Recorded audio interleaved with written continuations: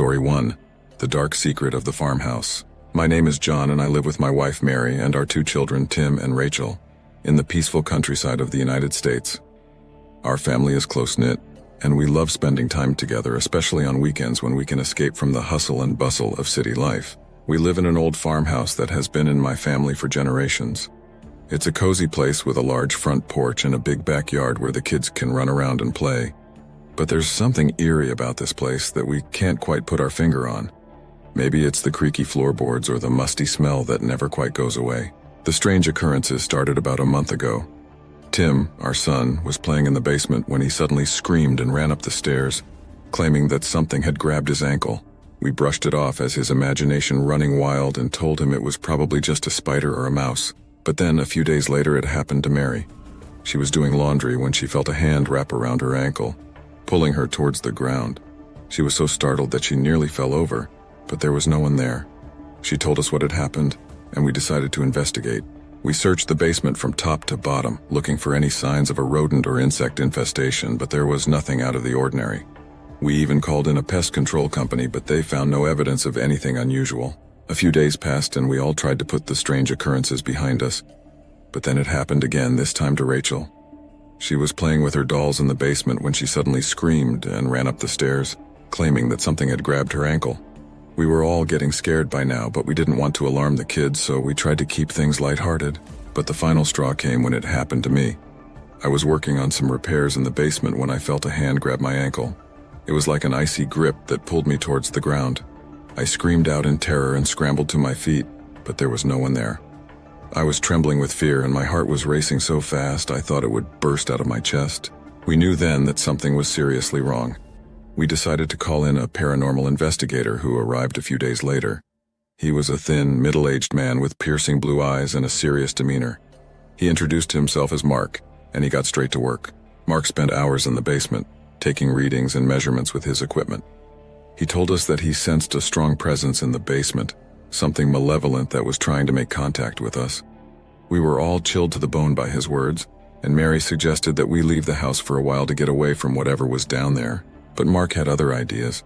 He said that he needed to make contact with whatever was in the basement to find out what it wanted. We were hesitant, but we trusted his expertise, so we let him proceed. Mark set up a circle of candles in the basement and began chanting in a language that we couldn't understand. The atmosphere was tense and we all held our breath, waiting for something to happen. And then it did. A low growling sound emanated from the darkness and we could feel a cold breeze blowing through the room. The candles flickered and danced, casting eerie shadows on the walls. We could sense a presence in the room, something that was watching us. Suddenly Mary screamed, and we all turned to see her being dragged across the floor by an invisible force. Mark yelled out for us to hold on to her, and we all grabbed onto Mary, pulling her back towards us. But the force was strong, and we struggled to keep her from being pulled away. It was like something was trying to take her from us, and we were powerless to stop it. Just when we thought we were going to lose her, the force suddenly stopped, and Mary fell to the ground, gasping for air. We helped Mary to her feet, and she was shaking with fear. Mark looked at us gravely and told us that we needed to leave the house immediately. He said that the entity in the basement was too powerful, and it was not safe for us to stay any longer. We gathered our belongings and left the house, never to return. We never found out what was in the basement, and we never went back to the farmhouse again. We sold the property and moved to another state where we could start over. The experience changed us all. We were no longer the carefree family that we used to be. We were all haunted by what had happened, and we couldn't shake the feeling that something was following us. We tried to put it behind us, but the memory of that night stayed with us for the rest of our lives. Now, whenever we visit old houses or hear stories of paranormal experiences, we always remember that night in the farmhouse basement. We know that there are things out there that we cannot explain, and we are grateful that we made it out alive. But there are still nights when I wake up in a cold sweat, convinced that something is watching me. And I know that I will never forget the feeling of that icy grip on my ankle, pulling me towards the darkness.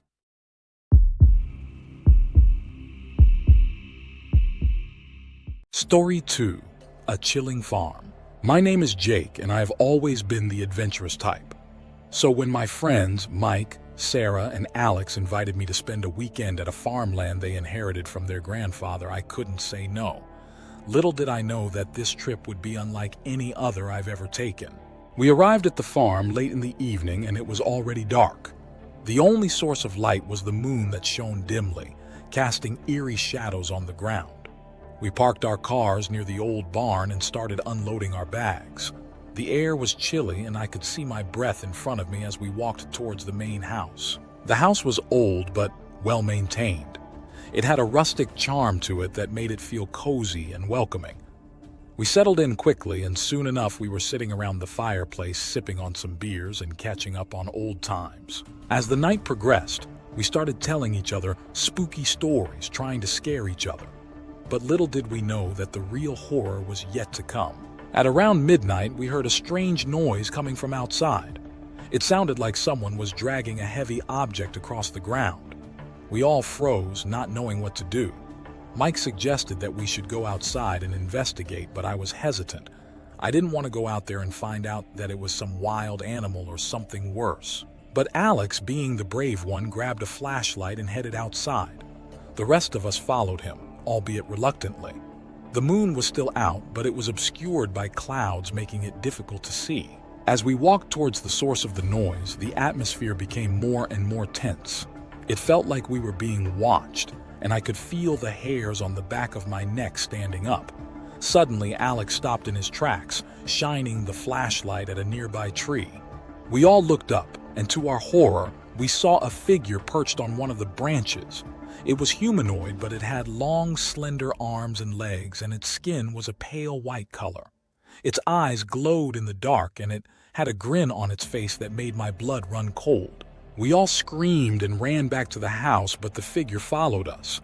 We could hear its laughter echoing through the night as we stumbled inside and locked the doors. We huddled together, trying to make sense of what we had just seen. We decided to call the police, but the phone lines were down. We tried our cell phones, but we had no signal. It felt like we were trapped with no way to call for help. As we sat there in the dark, we could hear something scratching at the windows. We could see long, bony fingers reaching through the gaps in the curtains trying to grab us. We tried to barricade the windows and doors, but it was no use. The figure was too strong. At some point, I must have fallen asleep because I woke up to the sound of footsteps coming from upstairs. I looked around and realized that I was alone.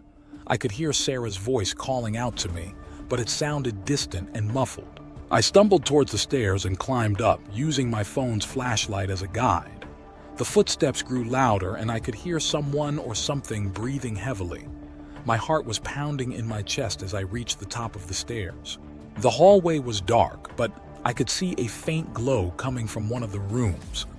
I made my way towards it, trying to be as quiet as possible. But as I got closer, the glow became brighter and I could hear strange noises emanating from the room. I hesitated for a moment, but then I heard Sarah's voice again, calling out to me in a panicked tone. That's all it took to give me the courage to push the door open and step inside. What I saw in that room will haunt me for the rest of my life.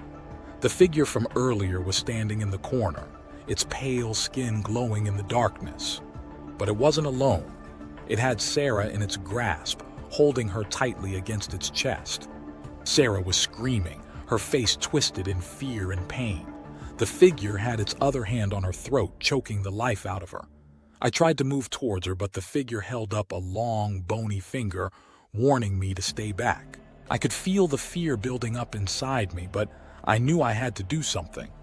I grabbed the first thing I could find, a heavy vase sitting on a nearby table, and threw it at the figure. It hit it square in the face and it stumbled backwards, dropping Sarah.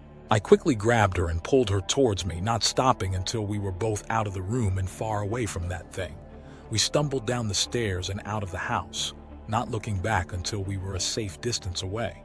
The rest of the night was a blur.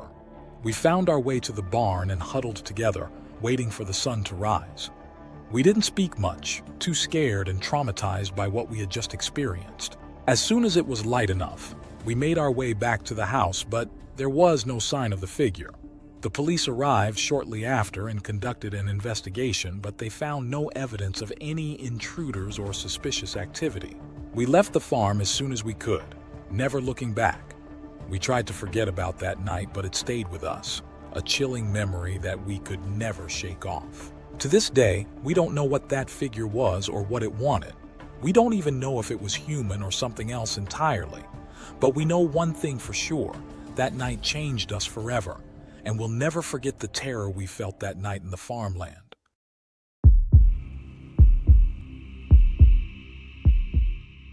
Story 3. A writer's terrifying encounter with the unknown. Hello, my name is Benjamin, and I am a renowned thriller writer. I have written several best-selling books that have been adapted into movies and TV series. My latest work has been a great success, and it's time for me to start working on my next masterpiece. To find some peace and tranquility and get the creative juices flowing, I decided to retreat to my farmland. My farmland is a beautiful place with lush green fields and a serene environment. It's a perfect place for me to write my next thriller. I arrived at my farmland with a lot of enthusiasm and excitement. I had already planned to write a story about a small town that is haunted by a ghost. The town is known for its dark secrets, and the ghost is seeking revenge from the people who wronged her. I set up my writing desk in a cozy room overlooking the fields. The view was breathtaking, and I felt like I could write the best book of my life in this place. But things started to go wrong from the very first day. The first night, I heard a strange noise coming from the attic. It sounded like someone was walking up there. I dismissed it as my imagination and tried to focus on my writing. But the noise persisted and I couldn't ignore it anymore. I went up to the attic to investigate, but there was no one there. The next day I went for a walk around the farmland to clear my head. I was walking near the old barn when I saw a figure standing near the entrance. It was a woman dressed in a white gown, and she was staring at me.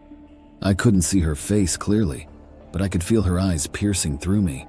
I tried to approach her, but she vanished into thin air. I was stunned and confused. I wondered if it was my mind playing tricks on me, but deep down I knew that something was not right about this place. The incidents kept on happening, and I started to feel like I was losing my mind. I would see shadows moving in the corners of my eyes, and I would hear strange whispers when I was alone. Sometimes I would wake up in the middle of the night, feeling like someone was watching me. I tried to brush it off as my imagination, but it was becoming too much to handle. I couldn't focus on my writing, and I started to feel like I was losing my grip on reality. One night, I decided to stay up and investigate what was happening. I sat at my writing desk with all the lights on, waiting for something to happen. I was about to give up when I heard a strange noise coming from the fields. It sounded like someone was walking through the crops. I grabbed a flashlight and went out to investigate. As I walked through the fields, I saw the same woman dressed in a white gown standing near the edge of the farmland. This time I could see her face, and it was the most terrifying thing I had ever seen. Her eyes were black, and her face was distorted. She had a twisted smile on her face, and I could feel my heart racing. I tried to run back to the house, but she started to follow me. She was fast, and I knew I wouldn't be able to outrun her. As I was running, I stumbled upon an old shed. I didn't have any other options, so I ran inside and locked the door. I could hear her banging on the door, trying to get in. I was trapped, and I didn't know what to do. Suddenly, the banging stopped, and there was silence. I was scared to even breathe, thinking that she might still be outside. I waited for what felt like an eternity, and finally I decided to check if she was still there. Slowly, I opened the door, and to my relief, she was gone. I didn't know what to make of it. Was it a hallucination, or was it something real? I went back to my writing desk, but I couldn't concentrate. I kept thinking about the woman in the white gown and the strange occurrences that had been happening ever since I arrived at the farmland. I realized that I couldn't stay there any longer. It was not safe. The next day, I packed my bags and left the farmland. I didn't tell anyone about what had happened, not even my closest friends. I was afraid that they would think I had gone crazy. I decided to take a break from writing and focus on my mental health. After a few weeks of therapy and self-reflection, I decided to go back to the farmland.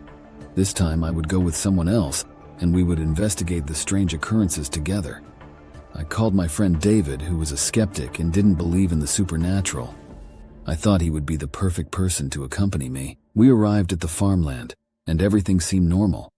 David thought that I was overreacting and that there was nothing unusual about the place. But that night, things started to happen again. We were sitting by the fireplace, drinking wine, when we heard a strange noise coming from upstairs.